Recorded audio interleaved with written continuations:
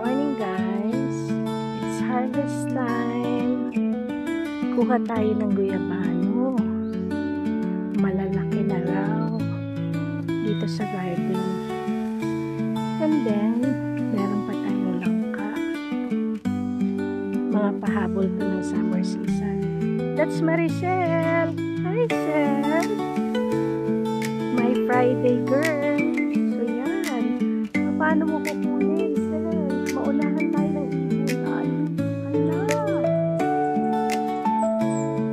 turo mo nga. Ayun o, sa dalawa.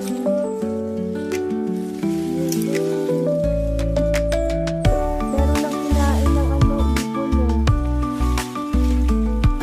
Yes. Ay, ano Sel, nahulog.